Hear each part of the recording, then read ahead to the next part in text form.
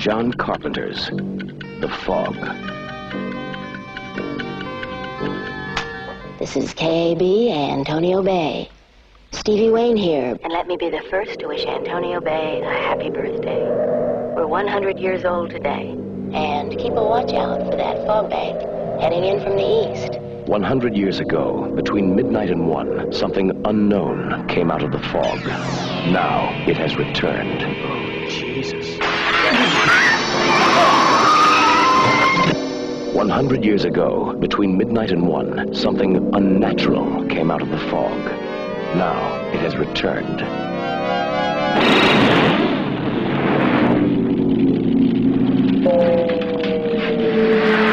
100 years ago, between midnight and 1, something evil came out of the fog. Now it has returned. Who's there? The fog. Antonio Bay has a curse on it. We're all cursed. There's no water getting here, but something awful cold, Dana. I think I'll go to Vancouver now.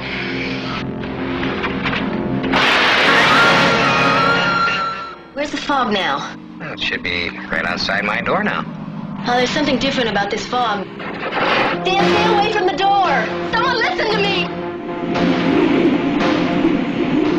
Get inside and lock your doors. Close your windows. There's something in the fog.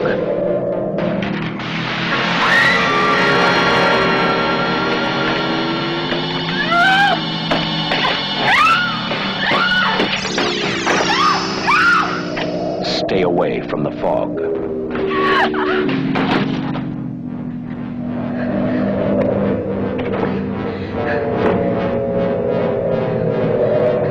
From the creator of Halloween, the ultimate experience in terror and suspense.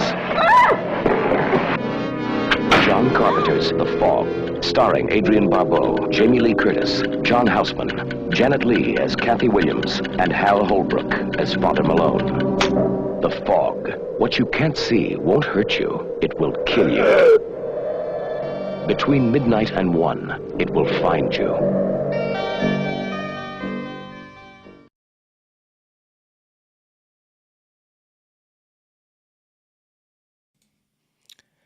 Hey up, it's Steve from that old Yorkshire geek. There I am. Hang on, I haven't set my thing playing over. I knew I'd forget about that. And I'm live. It's Friday night, appointment with Fear night. Let me get rid of that. There we go. Start to play the trailer for The Fog. Hopefully it didn't mean we've been stopped to streaming. Oh, maybe it did. I don't know, because it said no data. I don't know.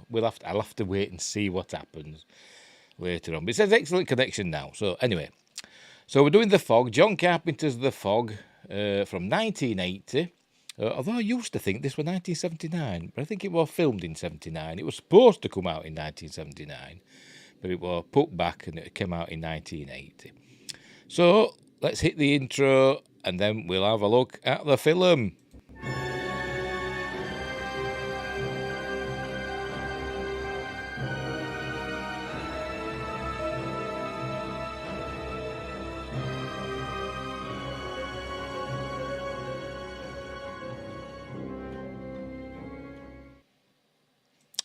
Right, I'm back. So, welcome to another Friday night appointment with Fear. As I said, we're doing The Fog, John Carpenter's The Fog, a classic film. I've just watched it again tonight, and it's not as classic as I thought it was. I did enjoy it, but, every time I watch it, I think, this ain't quite as good as I thought it was. But anyway, before we start, don't forget, like and subscribe, share the videos, drop a comment, or if you come into the chat, do that. I'm also on Rumble. Well, for some reason, live videos haven't been uploading to Rumble recently. I don't know why. Anchor.fm, Spotify, Amazon Music Podcasts, Google Podcasts. I'm also on Instagram, Facebook, Twitter, blah, blah, blah. Links are in the description for that. I'm telling you that because I'm going to cover this up in case we get a chat people coming in. Right, where are we?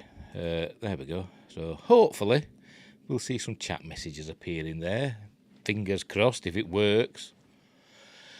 Right, so The Fog, 1980, had a $1 million budget and it grossed $21 million at the box office, so it did pretty well. It didn't get good reviews at the time, but it's become, with the advent of home video and all that, it gained a cult following. It's only a short film, about an hour and a half, thereabouts.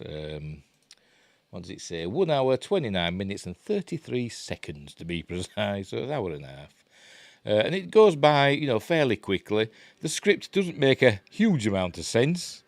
But anyway, we'll get on with it, shall we? We'll just start looking at it. If I can find the bugger. Where is it? There it is. So anyway, it's an Avco embassy. I've mentioned these before, haven't I? I think The Howling. I think we had another one recently, didn't we? But I can't remember what it was. But anyway, I think I pressed the wrong button. Hang on. Where are we? There we go. There we go. The old Avco Embassy logo pops up. I just thought I'd play that. For some reason, I like that. Oh, I forgot to mute it. Subtitles by Lewis Subs, it says there. Anyway, there we go. There we see a quote from Edgar Allan Poe. Is all that we see or seem but a dream within a dream? I have no idea why that's at the beginning of this film. Because it's not a dream. Well, I don't think it is. It doesn't seem to be a dream. It seems to be quite real. People are dying in the film. But anyway, I think he wanted to appear, literary. Did John Carpenter. Anyway. There we start off. We've got John Houseman as Mr. Macken, described in Scrooged by Bill Murray as America's favourite old fart.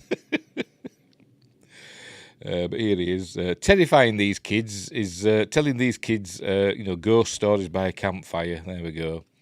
And he starts off 100 years ago on the 21st of April in his sort of like gruff, I think he's American, but he's got a bit of an English accent. I think he's like, it's like a posh American, isn't he? I think some like New England areas, their accent is American accent's not quite as strong as elsewhere in the United States. I think, but I could be wrong. It depends. I suppose it depends where you go. But anyway, it's telling these kids all about what happened 100 years ago, the formation of the town of Antonio Bay, which is I think it's supposed to be in Northern California, I think. It was filmed in Northern California, in areas like, Inverness, it was named after the Scottish town, and other places, where have I put it? I've got all my information here for once, now I can't find the bloody thing.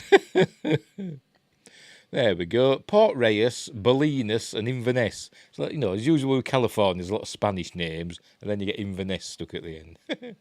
And the Episcopal Church of the Ascension in Sierra Madre, which is quite a famous church. It's got a distinctive look to it. Anyway, John Houseman is telling these kids a ghost. Well, it's not a ghost story. It's a history lesson, really, about a shipwreck 100 years ago, and all hands were lost, and so he's telling them all about that. With a very serious look at his face. Then they saw a light. By God, it was a fire. That's how he says it. A campfire just like this one. There you go. Oh, and he seems to be falling asleep. So he's doing that. And then it pans up and we see the town. There we go. A nice pan up. Oh, hang on, I've gone too far. There we go. John Carpenter's The Fog. I think this may have been the first time that we see John Carpenter's name, appear, and then it sort of like fades in, doesn't it? I think that this might have been the first time we saw that. I could be wrong, but I think it is. Where's that gone? Oh, I'm having technical difficulties tonight, aren't I? Clicking on the wrong things. Right, we start off. We see the church. I just said, there we go. That's the Episcopal Church. It's got a distinctive shape. We'll see more of it later. I think it's quite famous. It's been in other things. You've seen it in other things. Don't ask me what. Now then, this chap is called Bennett in the film, but he's actually John Carpenter, the director, who's given himself a small role. And apparently Bennett is named after an old friend of his, Bennett Tramer. And Ben Tramer in Halloween was also named after that friend. So anyway, so he's just finishing up. I think he's cleaning up for the... Oh, that was clever, wasn't it? Tell you, technical difficulties. Get that back on. We have to go all the way back now. That was weird. It's supposed to be 2 hours long, and it just... Oh, I don't know. Right, we're off again. Live. Put spooky background, graveyard. I've actually sound effects as well, so you might hear that faintly. Where were we? Yes, and I think he's cleaning up for the Father Malone, played by Hal Holbrook. By the way, the stars of this film are Jamie Lee Curtis, who you may know from Halloween and loads of other stuff. Hal Holbrook, who has been in a lot of things, but it's most famous to me for this, Capricorn 1 and Creepshow. Adrienne Barbeau, who was John Carpenter's wife at the time, and her role was written specifically for her. This is her feature film debut, although she'd done television before. Who else? Tom Atkins, who, there's been lots of horror films. I think Night of the Creeps, Halloween 3, Season of the Witch, etc. We've got Janet Leigh, who is Jamie Lee Curtis's real-life mum. Everybody knows her from Psycho. Nancy Loomis, who was also in Halloween. And I don't know if Sam Loomis, the Donald Pleasance character, I don't know if he was named after her or not. I don't know. And who else? And there's a few other people, there's a few other people. There's Bookflower, he's in it as well, that you might know. Anyway, so John Carpenter's tidying up and he goes to see Father Malone, and there we go, Father Malone's getting a drink. He sounds a little bit half-cut already. But he's having a drink. By the way, John Carpenter there's a radio there. He put that down on his desk. And then he says, "I'm going now, Father." And he said, "Thank you, Bennett. I'll need you at 4 p.m. tomorrow." And then he says, "Father, can I get paid?" To which Hal Holbrook says, "Come in at 6 instead of 4. So he goes, "All right then." I'd have said, "No, am I going to get paid?" I'm not just going to work less hours if you're just not going to pay me. If you're not going to pay me, I will work no hours. That's what I said. I just won't come in at all. Which may have been the implication, I don't know. But anyway, he goes, but he leaves his radio behind. So Father Malone, picks it up and says, "Oh, Bennett, you forgot your radio." And as he gets up, he hears a noise and turns around. And then, bang, a big stone drops on his desk. And he drops the radio and it comes on playing jazz. This is from the local radio station, KAB, Antonio Bay, which is owned by Stevie Wayne, who is played by Adrienne Barbeau. And apparently all she plays is jazz because for the purposes of the film, jazz was a lot less expensive than rock and pop music to license. So there we go. There you go. So it sees the hole from whence the stone came, and inside there's a journal, a leather-bound journal that he gets out. Hang on. There, so he has a look at that. Oh, there it's.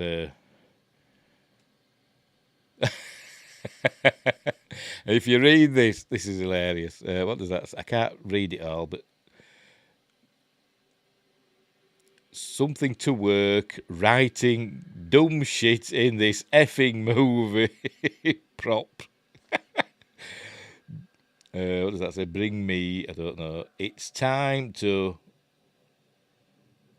bring in the something, I can't, guide, or it's big tits.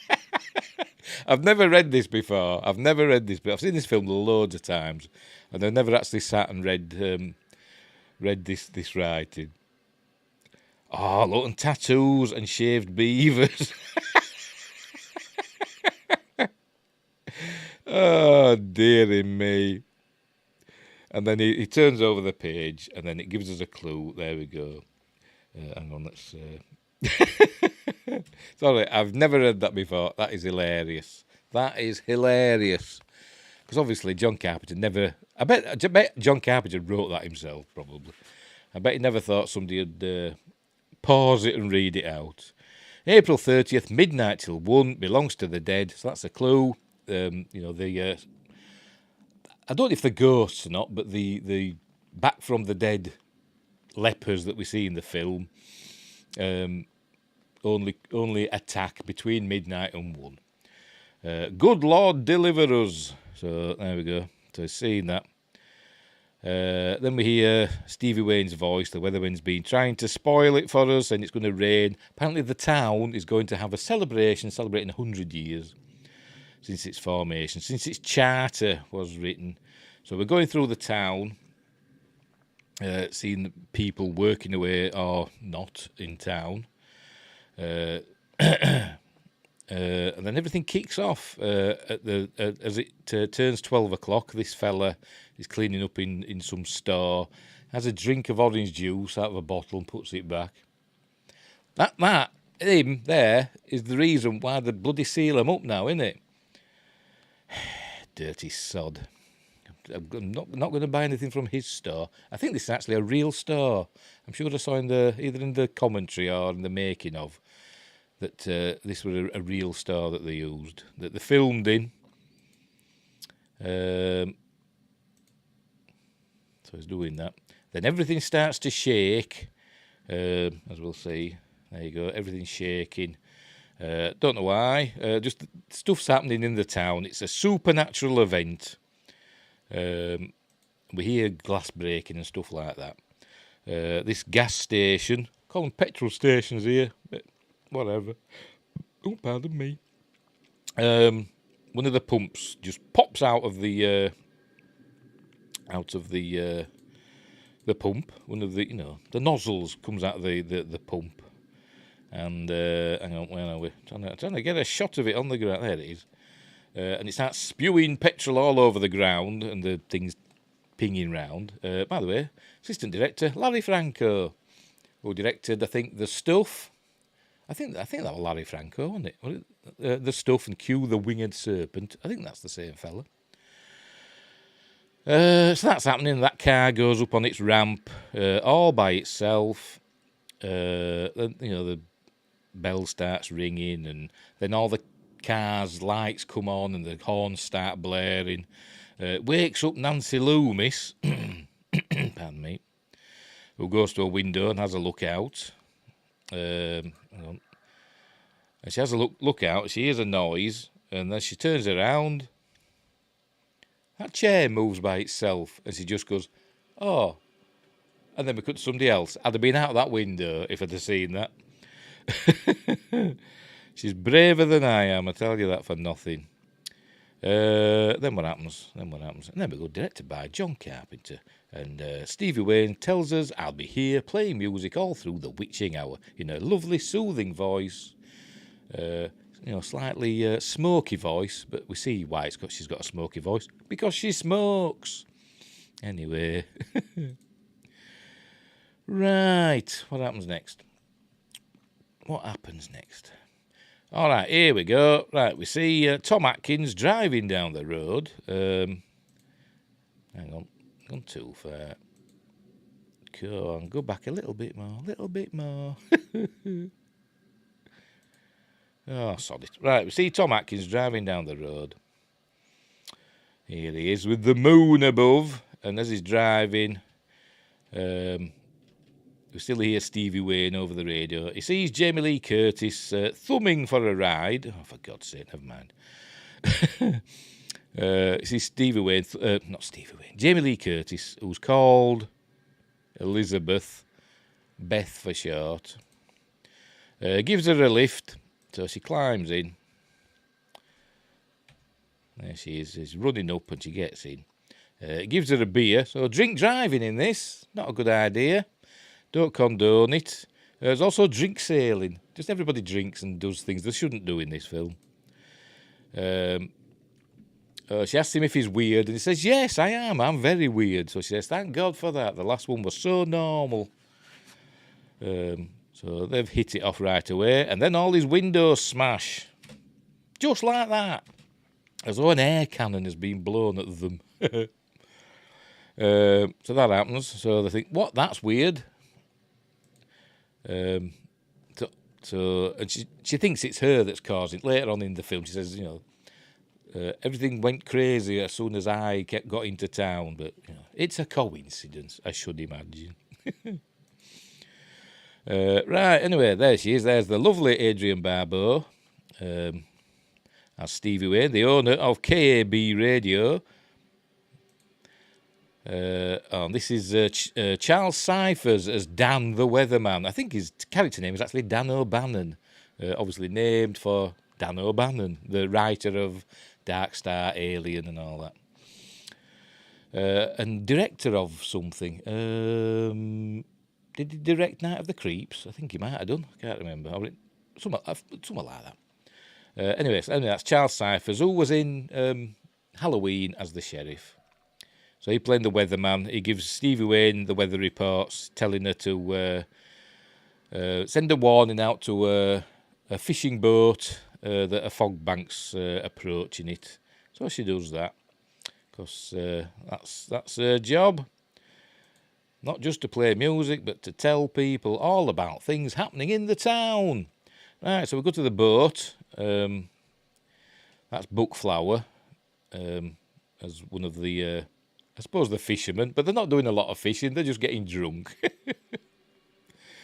So they're doing that. And he looks out the window. There's no fog bank out there. And then he says, there's a fog bank out there. Well, there's no fog bank out there. All the rest of them are getting drunk. Oh, this fella says he'd like to meet Stevie Wayne. And then this fella here says, I saw her in the grocery store once. You would like to meet her. And then he says, her kid plays Little League with my brother. And he says, oh, she's a mom. And he says, I thought you were happily married. He says, I'm not that happily. Anyway, he says, hey, there's a fog bank out there. And we see this glowing fog, for God's sake, appearing. Is it going to show us? Hang on, there we go. There's the fog appearing with lights in it. I'd have fired up the engine and got the heck out of there. That's what I'd have done. Anyway, are we still streaming? I better double check. Yeah, we are. We are. Oh, wherever put it's there. Right. So they decide they're going to head back now. They've had enough to drink. They're going to head back. But the fog goes into the engine and shuts it down. Shuts all the electrics off. There you go, there's a shot of it. I presume that's a reverse shot of, smoke coming out of the box and reversed it. It'll look like it's going in. So it shuts down all the engine and the electrics.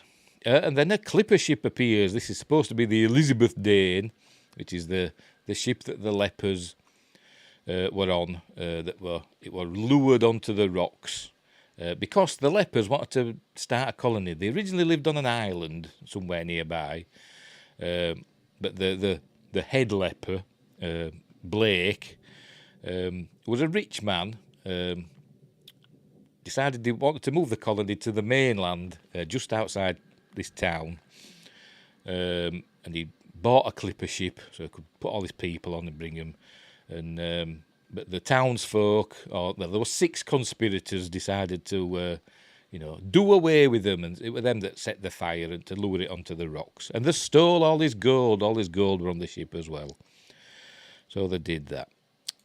So there we go. Anyway, so here's they're looking into the fog, and we see there we go. We see the leper. I don't know if they're ghosts or spirits or zombies or what. I don't know what they're supposed to be. The supernatural beings. That's what they are. Of the lepers, so we see them standing there, and they kill them because obviously it's solid. There we go. They've killed Bookflower, and they run the captain fellow, whoever he is, through with a sword. Then we see this fella's below decks, and he hears somebody squelching about. And they say, "What happened? Did you get wet?"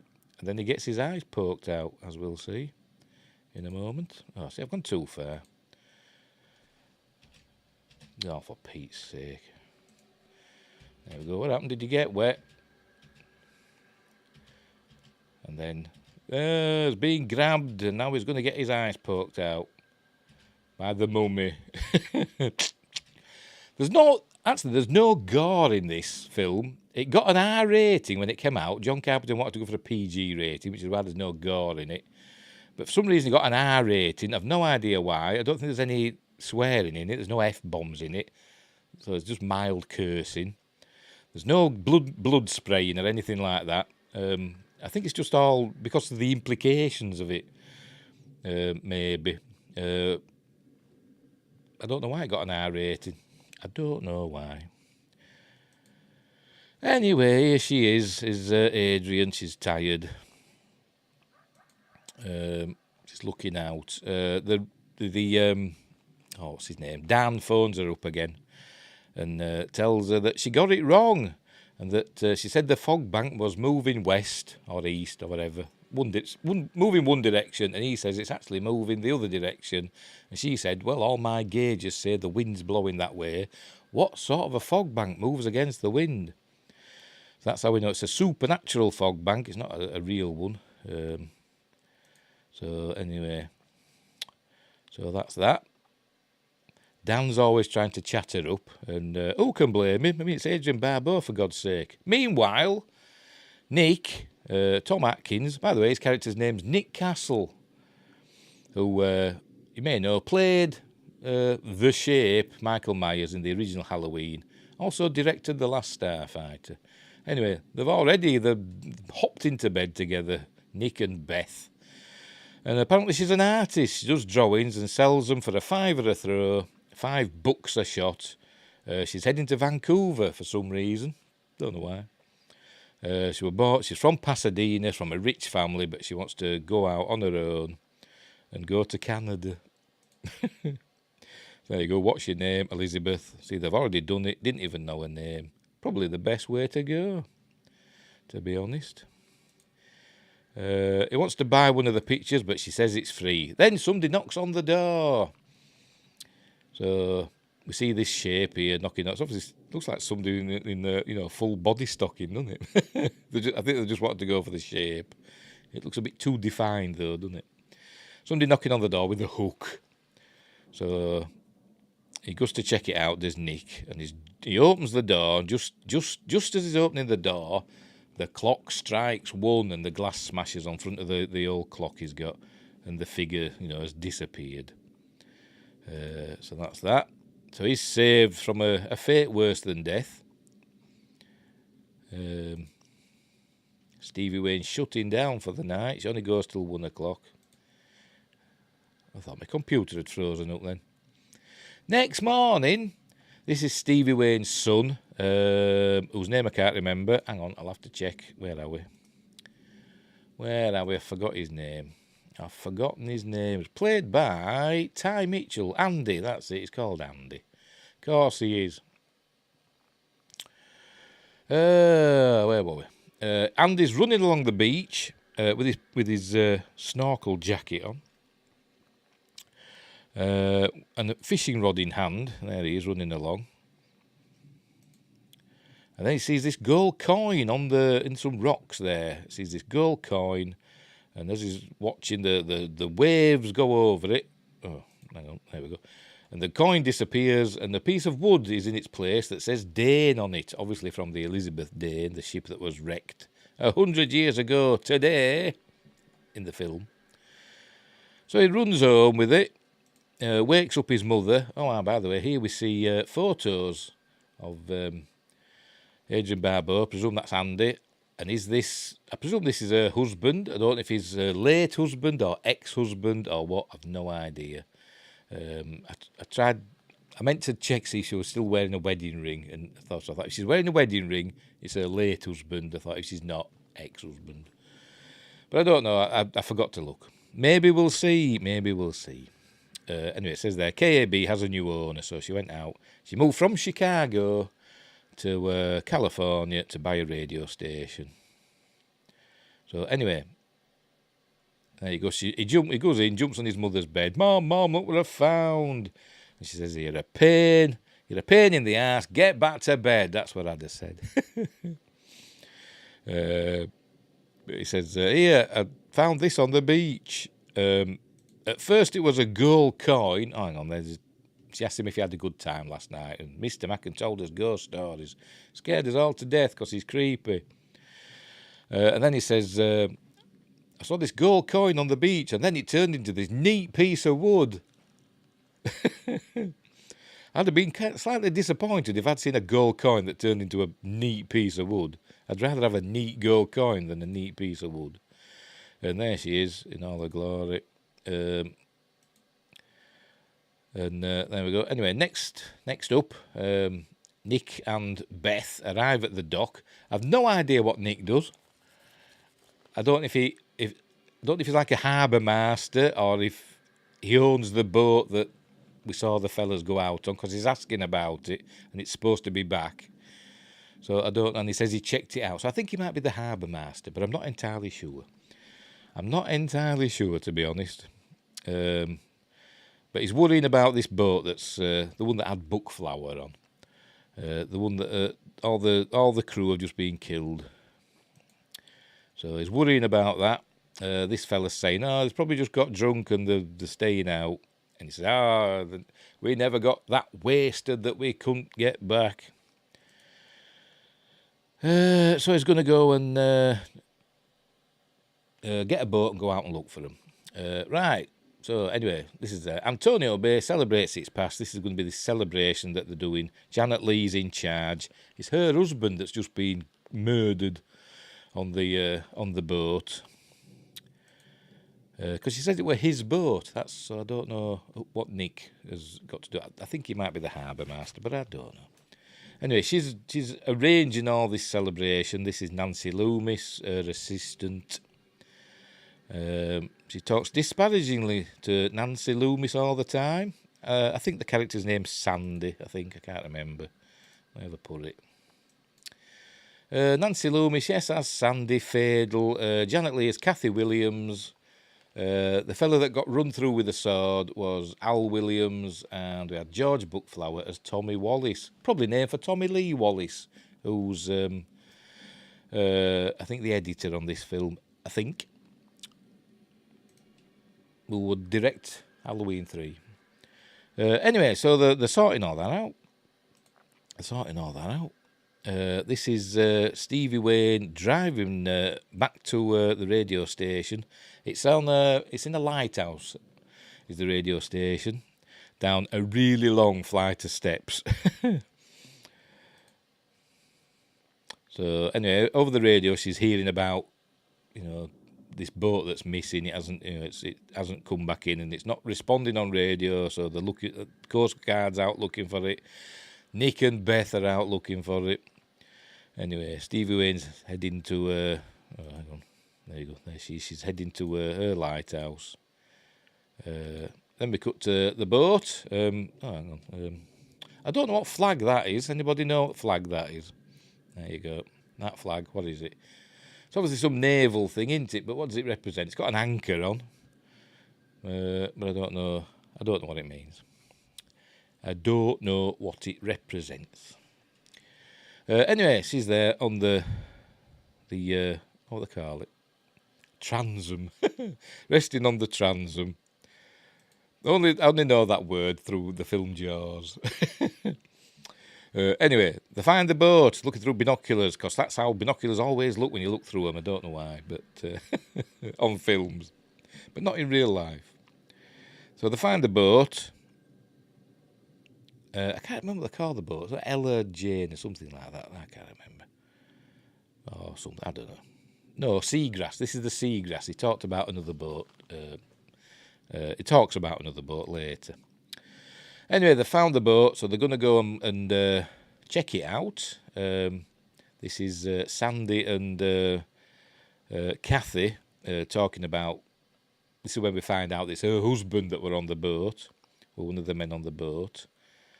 And then they talk about how the old town became unglued for an hour last night. So anyway, so they climb on board. Back to the boat. They climb on board, and they can't find anybody. Everybody's missing. But they says there's water in the generator, but the deck's dry as a bone. So, and they find everything's all rusty and there's seaweed and stuff, but everything's dry for some reason, apart from the generator. He finds a can of beer, and he says there's seawater in it. And they find more than that. This is Kathy and Sandy. They're going to see Father Malone, because he's supposed to be speaking at the celebration. So they're back at the this church. They go in. I think he's notorious as a bit of a drinker, is Father Malone. They seem to understand that. But anyway, they go in. This looks like the interior of that actual church. So they go in, and then we get a jump scare. Hang on, see, I've gone too far now. Oh, see,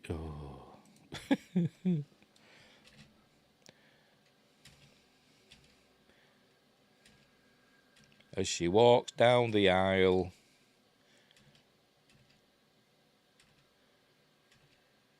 and I want to get to the jump scare because it's kind of comical, because he just lurches out of the shadows, does Hal Holbrook. So they're calling out to him. They're, Father, where are you? She turns round.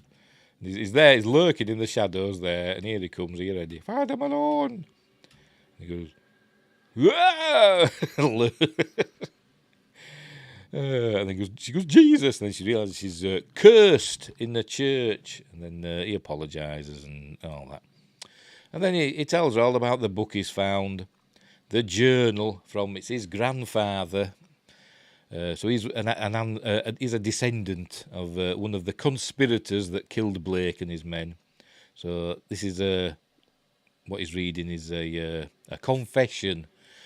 And apparently, his grandfather stole all the gold away from the other conspirators and melted it down, and he's hidden it in the church. Anyway, he's upset about all this, obviously, and he says the celebration they're having is a travesty. You know, they're honouring murderers.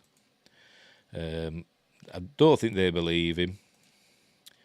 Meanwhile, back on the boat, they're having a look round. There's nothing, they can't find anything. Cut back to the church. He carries on telling them, they don't believe him. He's telling them about how the lepers asked to settle there, but obviously they didn't want that. Did the townsfolk.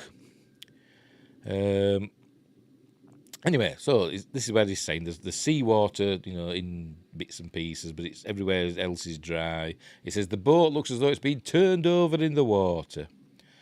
Can't explain it. Cut back to them and back here.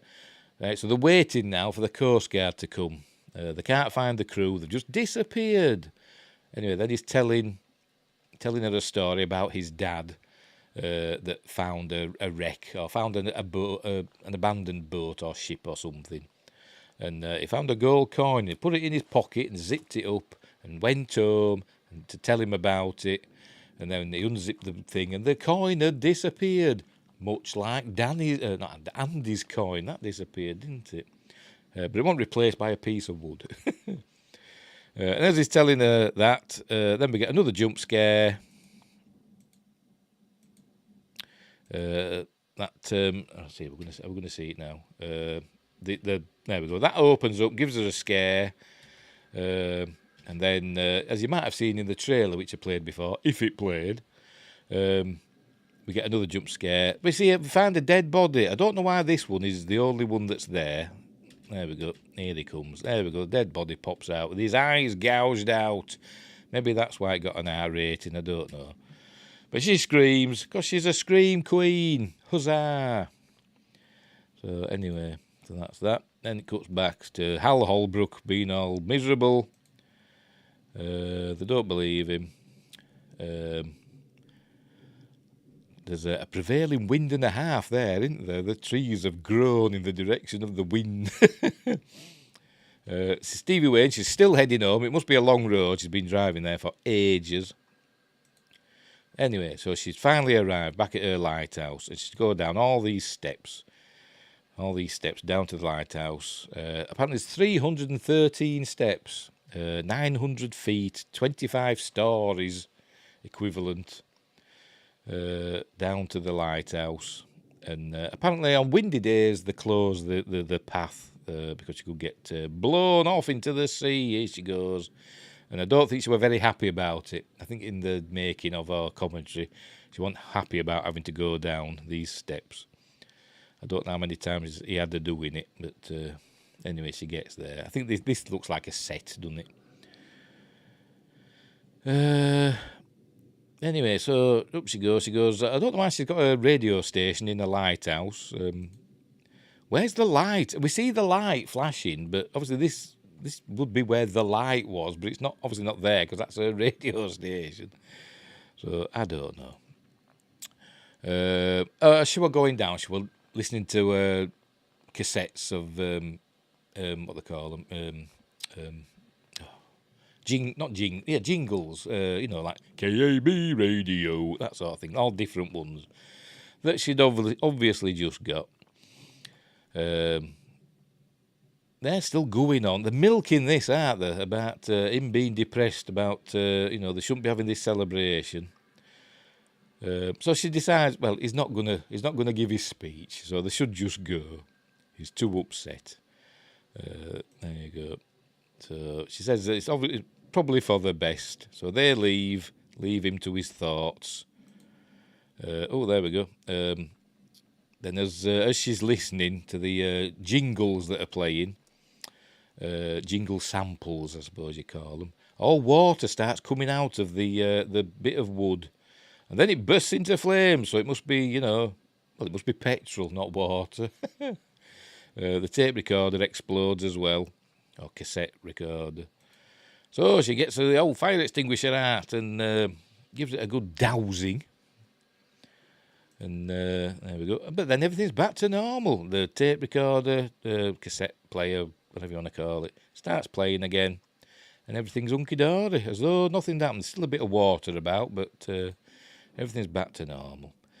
Right, so I presume the Coast Guard's going to tow that boat in. Nick and Beth are bringing the body that they found. They're bringing that in. She goes, "Did you see his eyes?" And he says, "Yeah, of course I bloody saw his eyes. What, the guy, I'm blind. Not as blind as he is." He didn't say that. I just said that. I think there she says, all this stuff started happening when I arrived. A bit like Ben Mears in Salem's Lot. Stuff happened when he arrived, but it wasn't his fault. That were vampires. This is ghostly leper pirates. I don't know what they are. Anyway, this is Andy, and his babysitter's called Mrs. Cobritz. She's looking after him while her mother works. She phones up. There's Stevie, cool name. She phones him up and asks him where he got the wood, and he said on the beach. He did tell her, and then she tells him not to go on the beach again. If he finds anything, it's to bring it to her. Not to bring it to her, to come and get her before he touches it. She's freaking. I know she saw something weird, but she's kind of overreacting a little bit. So she got to start work now.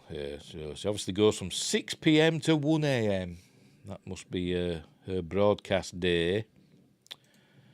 So she's doing that.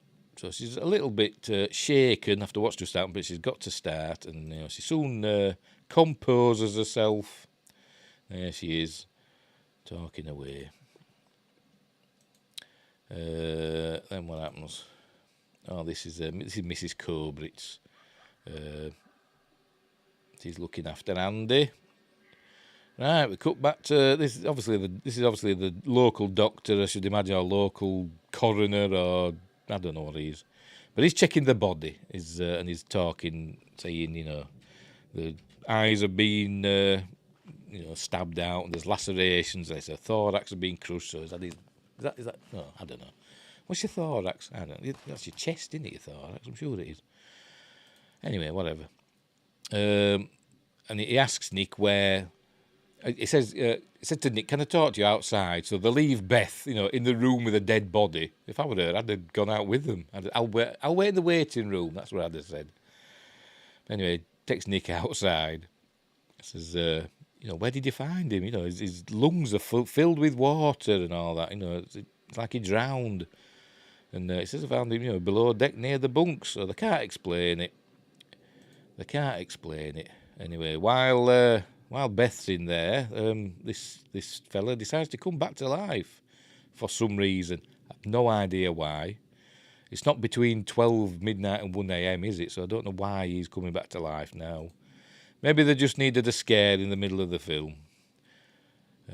As I said, the script doesn't make a great deal of sense, but it's a bit of fun. Here he is. He gets up. Obviously knows there's a scalpel there. Can see through the cloth. He gets up and he sort of like takes a couple of steps towards it and then falls over and makes her scream. So she's not really in any danger. Here we go. It looks like fell towards it. So, Nick. So they go running in. And they probably said, "What are you playing about with that dead body for?" It walked across. Yeah, of course it did. Then we cut to a scene from an American Werewolf in London. It looks like it, doesn't it? That beginning bit where they're at North York Moors, which were actually filmed in Wales, but never mind. I'm guessing this might be the area known as Inverness in California, because it does look very Scottish, doesn't it? Anyway, I think this is Nick driving. I don't know what it is, to be honest. It's showing the town anyway, being all misty, but not the fog. Difference between a gentle mist and the fog. Anyway, the townsfolk are gathering for this celebration. So they're listening to the speeches and stuff. Nick tells Kathy about what's happened to her husband Al. So she's upset, but he's actually still missing. Technically, he's missing. The rest of the crew, apart from that one body they found. So the sheriff says, they're out looking for him. They'll find him. And Sandy, who you can't see, but she's behind there, says, maybe she shouldn't do a speech. But she says, no, I need to do that. She's got to keep occupied. So there we go. So he says he appreciates Nick's help. So there we go. So what they're going to do now? Back at Stevie Wayne's radio station. There you go. We're seeing the fog rolling in now. The glowing fog. I don't know how they did the effect. Probably just. I think I saw it on the commentary, but I think they said they just, filmed some, some fog, and shone lights into it and then superimposed it. I think that's how they did it. Not real fog, like dry ice sort of stuff. That they did like that. It's a special effect. Not an an optical effect, isn't it?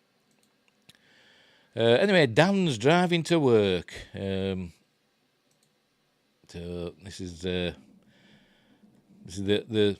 daytime weatherman, I suppose, and Dan's gonna replace him. So Dan takes over.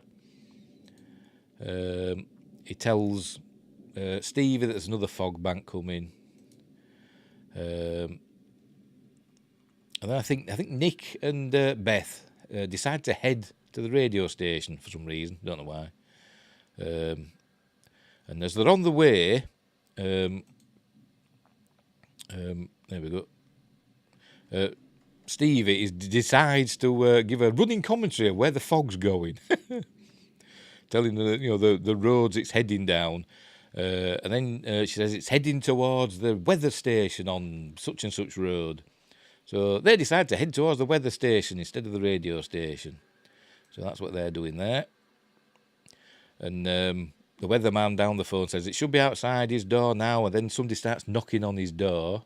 It's not 12 o'clock midnight yet, is it? So obviously they've changed the rules now.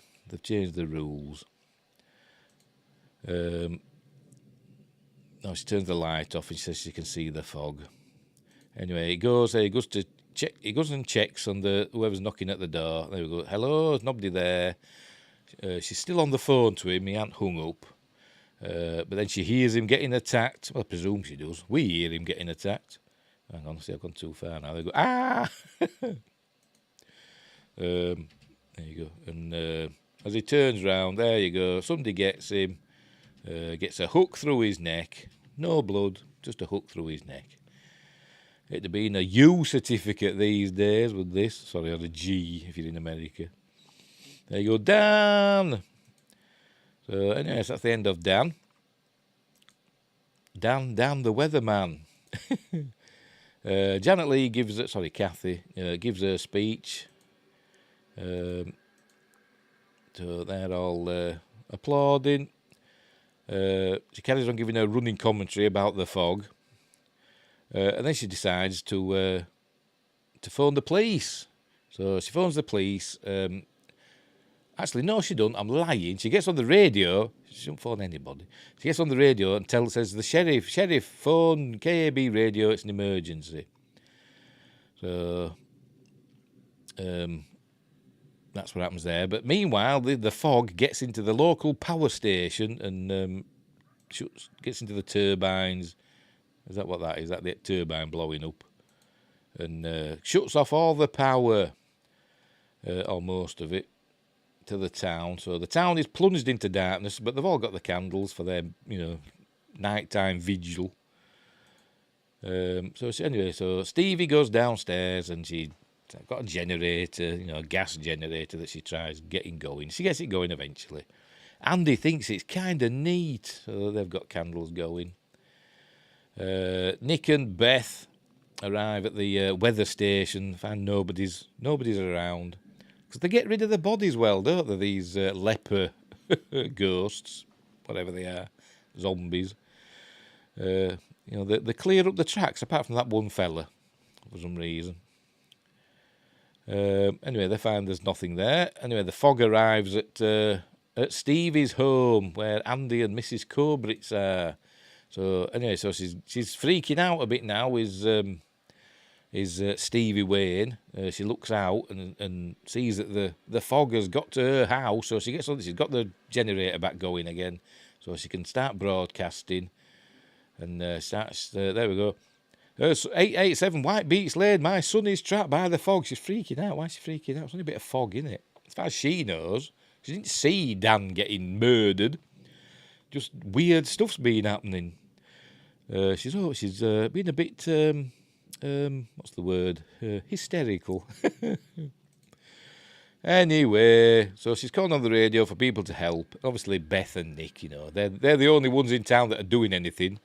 Everybody else is sitting there with the bloody candles in that vigil, doing sod all. Anyway, there's a knock at the door. Mrs. Cobritz goes to check it out. She tells Andy to go to his room. As he's going to his room, we'll see now. She's going to shoo him away, as we'll see. She goes, go away, go on, shoo, go to your room. She says, no, hang on, in a minute.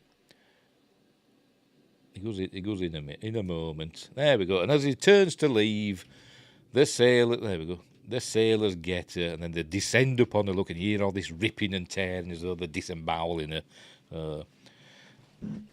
That's probably the most gruesome part of it, really, but it's just a sound effect. Anyway, he sits in his room going, Mrs. Cobritz. That's all he says. As the a bloody big hook comes through the door, and he's like, as even that happens, he goes, Mrs. Cobritz. I don't think Mrs. Cobritz is trying to smash your door in with a big hook, Andy. He's a kid, I know. She's still on the radio saying, my son is trapped. But Nick's here, Super Nick. He's arrived. He goes round, smashes the bedroom window, drags the kid out, probably ripping him to shreds on all the broken glass. He'll be right. So anyway, but they can't get away. The truck's bogged down in the mud. But they get away. No, because she's driving, that's why. But they do get away just in time, just as the spirits, the lepers, nearly get them, but not quite. She's reversing now. Look, now off they go. Right, anyway, so they're deciding they're going to call it a night, because the power's off. They're going to send everybody home. So that's what they do. Meanwhile, she's still being hysterical on the radio, and then she's telling people where the fog's going.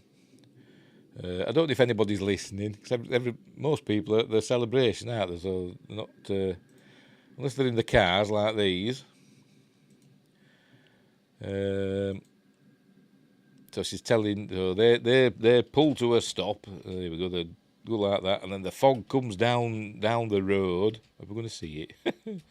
And they hit reverse. Is it going to do it? Come on. Hey. No, never mind. The fog comes rolling down the street, so they're heading the opposite direction. By the way, when this film came out, a lot of people, well, in my experience, people kept saying, is it based on the James Herbert book, The Fog? And I don't know why they thought that, just because they've got the same name. Well, maybe so, because I think around the same time, I think the year before, the Survivor came out with Robert Powell, and that was based on a James Herbert book, wasn't it? So, but no, it's not based on James Herbert's book, The Fog, which is about a fog that drives people crazy. I think it's from like a research base. It's like a chemical thing, and it drives people crazy, and they do mad things. Anyway, so they're driving away from the fog. She's telling people where to go. I think they all basically end up at the church, because the fog, for some reason, it's leaving the church till last. Not for some reason, for a good reason, because, that's the last conspirator. By the way, all the deaths in this film were supposed to be descendants of the original conspirators. So that were the reasoning behind why particular people were killed.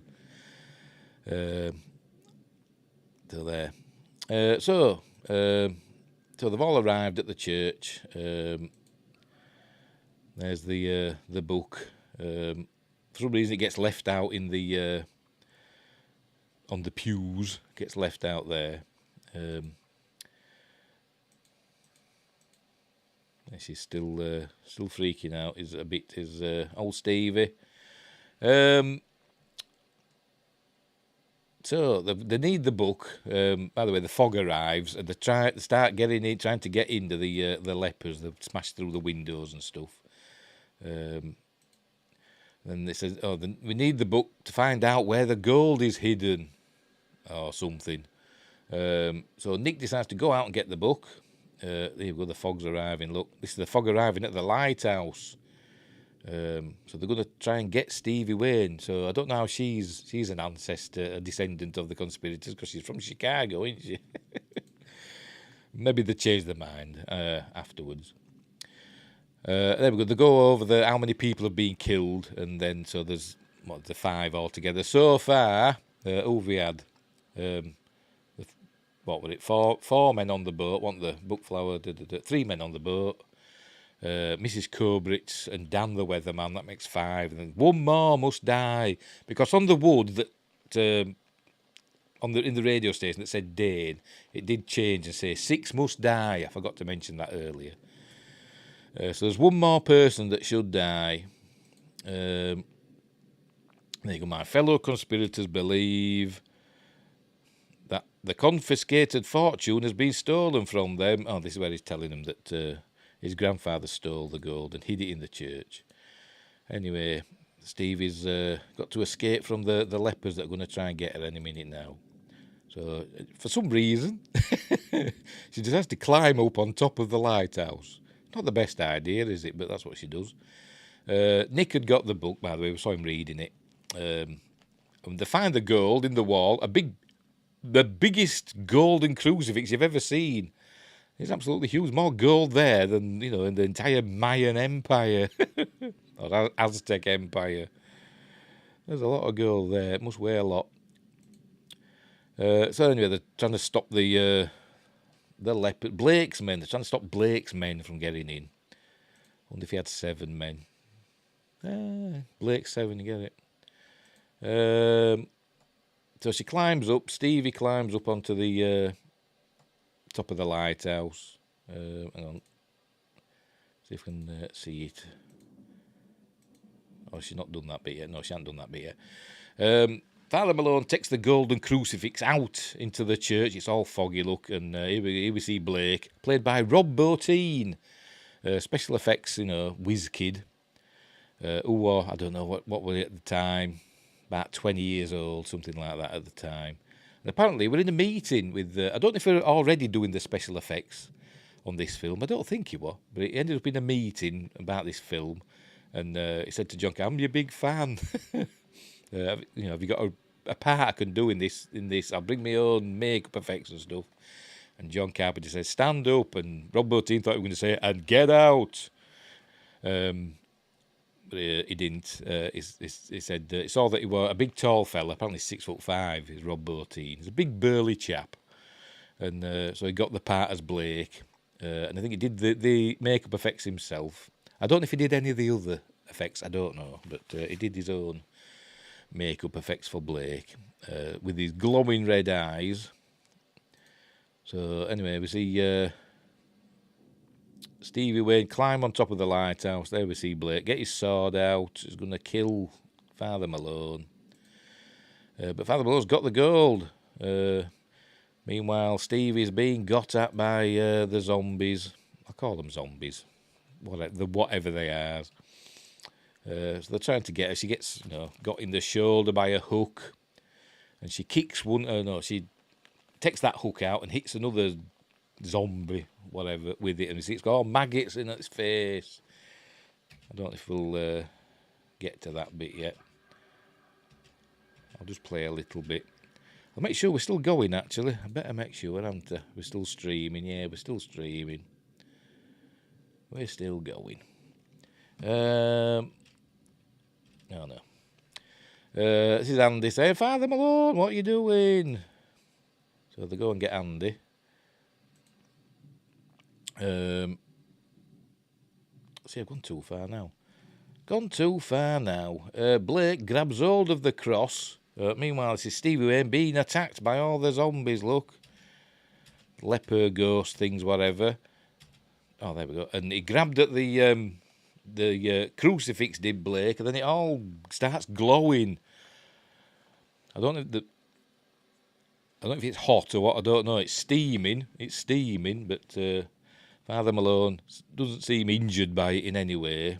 But so Blake's got his gold back. It gets thrown back, does Father Malone, or Nick pulls him back. She's lashing out at the zombies. Nick pulls him back, as we see. And there's a bright flash, as we'll see. Bright flash, there you go. And they all disappear. They're all gone. Stevie Wayne's safe, although she's on top of a lighthouse. So they think it's all over, as the football saying goes. So they think that's it. They've got the goal back. Blake's happy. A sixth person didn't have to die. She's okay now. So she's got to fight. She's got to get back down. I'd have fallen off there. I would. I'd have slid off to me death. The fog's retreating back out to sea. There it goes. So she has a little epilogue. By the way, she never sees her son in this. They have one scene together, that in the bedroom. That's it. That's the only time they're together in this film, I think. I think it is. Yeah, it is. She ain't reunited with him, and we presume everything's okay afterwards. But she does a little outro speech about if this had been anything but a nightmare. Oh, that's why there was that bit at the beginning about dreams and stuff. The Edgar Allan Poe quote. But he says, look out for the fog if you're out at sea. But it wasn't just any fog. It was a special fog that glowed. It was a supernatural fog. Regular fog's fine, but not this fog. Anyway, So they think everything's okay, and then Father Malone's back in his church. There we go. And then we see Blake's back. We look, it looks around, and then we see mist starts coming under the door, and then we see Blake and his men are back. That's his men. Then we see Blake's behind him. Oh, for God's sake! Father Malone. We see it from, we see Father Malone. We see Blake standing behind him. There he is. Swings his sword. Presume Father Malone's dead now. Had his head chopped off. And the film ends. There we go. That's the end. The fog. So, Blake got what he wanted. He got his sixth person that must die. So that's it. That's the end of The Fog. And it's, I suppose, is it a classic? Would you class The Fog as a classic? Or is it just, a decent chiller? Because it is a chiller and it's creepy. It's a creepy film with a couple of jump scares, no gore, although, some gooey effects. Yeah, it's good, is The Fog. I enjoy it. It's a bit of fun, isn't it? It's a bit of fun, which I think is what John Carpenter wants in the end. He wants his films to be fun and to be enjoyed. But I say after this, he will go on to do Escape from New York, I think, a year later. This is when, you could get films out, one every year. He did 1981 Escape from New York, 1982 The Thing. When was Starman? I think he had a quick break. I think a couple of years and he had Starman. He might have done one in between, I can't remember. But yeah, back in the day when you could rattle films out at a heck of a pace. But yeah, The Fog's fun. I enjoy it. Like I say, an early appearance from Rob Bottin. Just before he would go on to do The Howling. I think after this he went on and did The Howling. Great effects in that. And then, of course, he would go on to do The Thing. Because of this, because he knew John Carpenter said, I want you to do The Thing. So there we go. So that's it. So, right, we will leave it there. That was The Fog. I hope you enjoyed that look. I put the chat box up and we didn't get any bloody chats. Never mind. So, I'm going to get rid of it now. Bugger you. Where have I put it? There we go. So we'll leave it there. So thanks for watching. Wherever you are, don't have nightmares. Look after each other. And until next time, I'll say the... Hang on. There we go. I forgot where I put it. I'll say the...